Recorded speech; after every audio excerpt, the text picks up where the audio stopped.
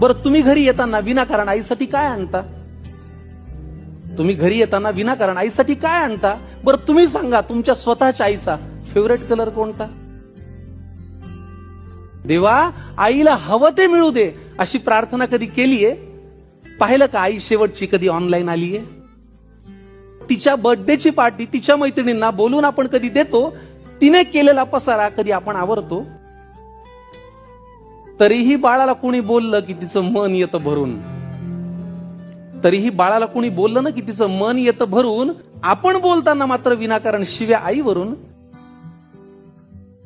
अहो, लक्षात ठेवून बाळासाठी ती सतत हात पसरते. कधी दैवापुढे, देवापुढे, नशिबापुढे लक्षात ठेवून ती बाळासाठी सतत हात पसरते. फक्त स्वतःची मात्र दुपारची बीपीची गोळी विसरते. आईची आई होऊन बाळांनो कधीतरी वागा न. आईची आई होऊन बाळांनो कधीतरी वागा न. तिचा खडबड हातात घेऊन एकदा बघा ना.